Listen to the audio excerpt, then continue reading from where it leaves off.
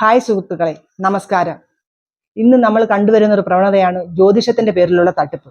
അത് മനുഷ്യനെ എത്രത്തോളം ബാധിച്ചിരിക്കുന്നു എന്ന് നമുക്ക് ചോദിച്ചറിയാം. പ്രശസ്ത ജ്യോതിഷയും സാഹിത്യകാരിയുമായ വിജയ മേനോനെ മേഡത്തെയാണ് നമ്മളിന്ന് പരിചയപ്പെടാൻ പോകുന്നത്. മേഡം, ഇന്ന് സോഷ്യൽ മീഡിയയിലൂടെ കണ്ടുവരുന്ന പ്രവണതയാണ് ജ്യോതിഷത്തിന്റെ പേരിലുള്ള തട്ടിപ്പ്. അതിനെക്കുറിച്ച് എന്താ മേഡത്തിന് പറയാനുള്ളത്?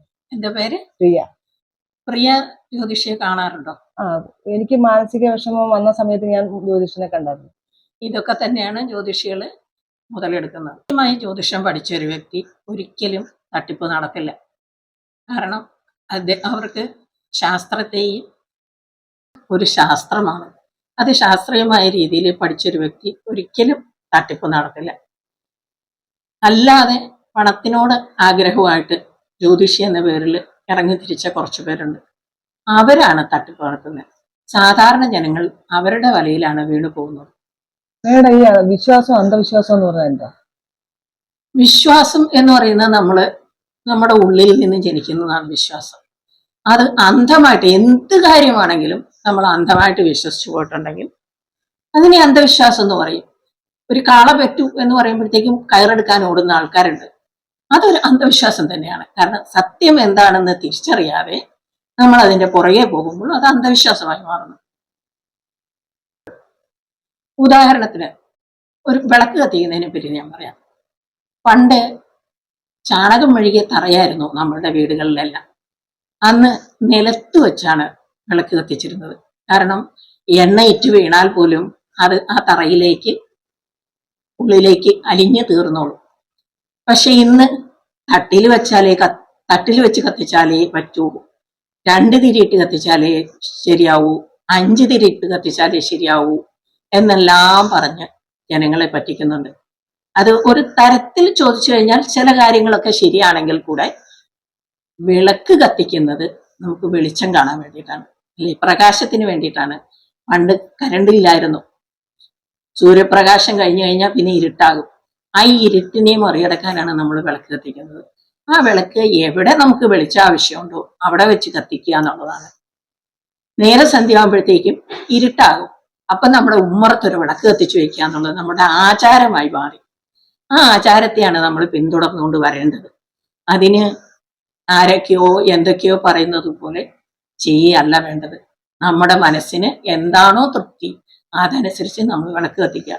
നമ്മളെ ഇരുട്ടിൽ നിന്ന് പ്രകാശത്തിലേക്ക് നമ്മുടെ മനസ്സിനെയും ശരീരത്തെയും നമ്മുടെ ആത്മാവിനെയും കൊണ്ടുവരണേന്ന് പ്രാർത്ഥിക്കാൻ വേണ്ടിയിട്ടാണ് നമ്മൾ വെളിച്ചത്തെ ആവാഹിച്ചെടുക്കുന്നത്. ഇന്ന് സോഷ്യൽ മീഡിയയിലൊക്കെ കണ്ടുവരുന്ന കാര്യമാണ് ഇന്ന നാളുകാർ വീട്ടിലുണ്ടെങ്കിൽ ഭാഗ്യം ഉണ്ടെന്ന്, ഇന്ന മരം ഇന്നിടത്ത് നട്ടാൽ അതൊരു ഭാഗ്യം ഉണ്ടാവുന്നൊക്കെ. അതിനെ കുറിച്ചൊക്കെ എന്താ മേഡത്തിന്റെ അഭിപ്രായം? അതില് ചില കാര്യങ്ങൾ ഇല്ലാതില്ല. നമ്മള് ജനിക്കുന്നത് 27 നക്ഷത്രമുണ്ട്. ആകെ 27 നക്ഷത്രമാണ് ജ്യോതിശാസ്ത്രത്തിൽ പറയുന്നത്. ആ 27 നക്ഷത്രവും നല്ല നക്ഷത്രങ്ങൾ തന്നെയാണ്. നമ്മൾ ജനിക്കുന്ന സമയത്തിനനുസരിച്ചായിരിക്കും ആ നക്ഷത്രം അത് ഗുണം ചെയ്യുമോ ദോഷം ചെയ്യുമോ എന്ന് പറയാൻ സാധിക്കുള്ളൂ. അതുകൊണ്ട് ആ നാളുകാര് മോശം, ഈ നാളുകാര് നല്ലത് എന്ന് ഒരു കാരണവശാലും നമ്മൾ പറയാൻ പാടില്ല. അത് ഒരേ നാളുകാര് തന്നെ 2 or 3 ഉണ്ടെങ്കിൽ വീടിന് ദോഷമാണ് എന്ന് പറയുന്നവരുണ്ട്. അതും വെറുതെ പറയുന്നതാണ്. അതിലൊന്നും യാതൊരു യാഥാർത്ഥ്യവുമില്ല. പിന്നെ മരത്തെ പറ്റി പറയുകയാണെങ്കിൽ അത് വാസ്തുശാസ്ത്രമായിട്ട് ബന്ധപ്പെട്ട കാര്യമാണ്. വാസ്തുശാസ്ത്രമായിട്ട് ബന്ധപ്പെട്ട കാര്യം പറയുമ്പോൾ അതിൽ കുറെ സത്യങ്ങളുണ്ട്. ഇന്ന സ്ഥലത്ത് ഇന്ന മരങ്ങൾ നടണം, ഇന്ന മാതിരി വീട് വെക്കണം. നമുക്ക് 4 ദിക്കുകളാണ് പ്രധാനമായിട്ടുള്ളത്. കിഴക്ക്, പടിഞ്ഞാറ്, വടക്ക്, തെക്ക്, ഇങ്ങനെ 4 ദിക്കുകളാണ്. പിന്നെ കോൺ ദിക്കുകളുണ്ട്. കോൺ ദിക്കുകളിൽ നമ്മൾ ആരും വീട് വെക്കാറില്ല. കോൺ ദിക്കുകൾ നോക്കി ഈ 4 ദിക്കുകളിലേക്കും നമുക്ക് വീട് വെക്കാം. തെക്കായി എന്ന് വെച്ചിട്ട് വീട് വെക്കാൻ പാടില്ല എന്നില്ല. വടക്ക് മാത്രമേ വീട് വെക്കാവുള്ളൂ എന്നില്ല. ഏത് ദിക്കിലേക്കും. പണ്ടത്തെ 4 കെട്ട് ഈ 4 ദിക്കിനെ മുഖമാക്കി കൊണ്ടായിരുന്നു പണ്ട് 4 കെട്ടുകൾ പണിതുകൊണ്ടിരുന്നത്. അതുകൊണ്ട് ദിക്കിനെ നമുക്ക് ഒരു കാരണവശാലും കുറ്റം പറയാൻ പറ്റില്ല. ഇന്ന് 2 or 3 സെന്റ് ഉള്ളവർക്കൊക്കെ എങ്ങനെയാ ഈ വീട് വെക്കുന്നതിന് ഈ ആചാരങ്ങളെ കുറിച്ച്?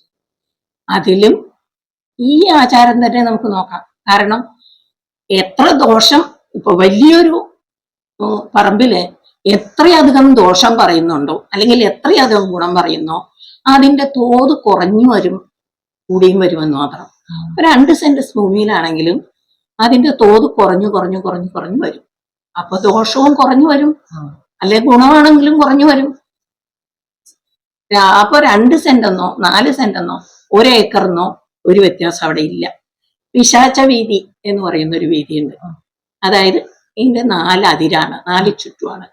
അത് വിട്ടിട്ട്, അതായത് നമുക്ക് ഒരു വേലി കെട്ടാനോ മതില് കെട്ടാനോ പക്കത്തിന് നമുക്കൊന്ന് വീടിന് ചുറ്റും നടക്കാനോ ഒരല്പ സ്ഥലം വിടുക, അതാണ് പിശാച വീതി അകറ്റി ചെയ്യാന്ന് പറയണേ. അത്രയും സ്ഥലം അകറ്റി നമുക്ക് വീട് പണിയാം. മേഡം, ജ്യോതിഷം എത്രത്തോളം സത്യമുണ്ട്? ജ്യോതിഷം ശാസ്ത്രമാണ്, അതുകൊണ്ട് തന്നെ അത് സത്യവുമാണ്. അത് കൈകാര്യം ചെയ്യുന്നതനുസരിച്ചാണ് അതിൽ പാളിച്ചകൾ ഉണ്ടാകുന്നത്. ശാസ്ത്രത്തോടൊപ്പം കണക്ക് കൂടെ ചേരുമ്പോഴാണ് ജ്യോതിഷത്തിന്റെ ഫലപ്രവചനമാകുന്നത്. രണ്ടും കൂട്ടിക്കഴിഞ്ഞാൽ 4 എന്ന് കിട്ടുന്നുണ്ടെങ്കിൽ അതിന് ഫലം കിട്ടുന്നുണ്ടെന്ന് അർത്ഥം. അതുപോലെ തന്നെയാണ് ജ്യോതിഷവും. കൈകാര്യം ചെയ്യുന്ന രീതി അനുസരിച്ച് അതിന് ഗുണഫലങ്ങളും ദോഷഫലങ്ങളും ഉണ്ടാകാം. ജ്യോതിഷം വിശ്വാസത്തിൽ നിന്ന് അന്ധവിശ്വാസത്തിലേക്ക് പോകുമ്പോഴാണ് അതിൽ മനുഷ്യക്കുരുതി പോലെയുള്ള കാര്യങ്ങൾ സംഭവിക്കുന്നത്. സത്യത്തിൽ അതിന് ജ്യോതിഷവുമായിട്ട് യാതൊരു ബന്ധവുമില്ല. മേഡം, ഞാൻ ഒരു കാര്യം ചോദിക്കട്ടെ, ഈ മുസ്ലിങ്ങൾക്ക് അള്ളാവും ക്രിസ്ത്യാനികൾക്ക് യേശുവും, നമുക്ക് മാത്രം എന്താ ഇത്രയും ദൈവങ്ങൾ? ഇത് നല്ല തമാശാണ്. ആര് പറഞ്ഞു നമുക്ക് ഒരുപാട് ദൈവങ്ങളുണ്ടെന്ന്? നമ്മളും ഏക ബ്രഹ്മത്തിൽ വിശ്വസിക്കുന്നവരാ. പിന്നെ നമുക്ക് കൃഷ്ണനുണ്ട്, അയ്യപ്പനുണ്ട്, ശിവനുണ്ട്, വിഷ്ണുവുണ്ട്, ദേവിയുണ്ട്. ഇതെല്ലാം വിവിധ രൂപങ്ങളാ. നമ്മൾ ഒരു സ്ത്രീയാണ്, ഞാനൊരു സ്ത്രീയാണ്. ഞാൻ മകളായിട്ടല്ലേ ജനിക്കുന്നത്. അത് കഴിയുമ്പോൾ സഹോദരിയാകുന്നില്ലേ? അത് കഴിയുമ്പോൾ ഭാര്യയാവുന്നില്ലേ? പിന്നീട് അമ്മയാവുന്നു, അമ്മൂമ്മയാവുന്നു, അച്ചമ്മയാവുന്നു, മുത്തശ്ശിയാവുന്നു. ഇതെല്ലാം എൻ്റെ ഒരേ ഒരു വ്യക്തിയുടെ വിവിധ രൂപങ്ങളല്ലേ. അതുപോലെ തന്നെ നമ്മൾ ദേവിയായിട്ട് കണക്കാക്കുന്നു. കൃഷ്ണൻ നമ്മുടെ കളിക്കൂട്ടുകാരനെ പോലെ കൃഷ്ണനെ കണക്കാക്കുന്നു, അയ്യപ്പനെ കണക്കാക്കുന്നു, വിഷ്ണുവിനെ കണക്കാക്കുന്നു. നമ്മുടെ സൃഷ്ടി സ്ഥിതി സംഹാരമൂർത്തികളായിട്ട് നമ്മൾ ഈ ഏകദൈവത്തെ വിവിധ രൂപത്തിൽ കാണുകയാണ്. അത് നമ്മളുടെ മാത്രം ഇഷ്ടമാണ്, അത് ഹിന്ദുവിൻ്റെ സംസ്കാരമാണ്. ഇത്രയും നേരം ജ്യോതിഷത്തെ പറ്റിയും അന്ധവിശ്വാസത്തിനെ പറ്റിയും ഇത്രയും നേരം നമ്മോട് പറഞ്ഞു തന്നതിന് വളരെയധികം നന്ദി. നമസ്കാരം.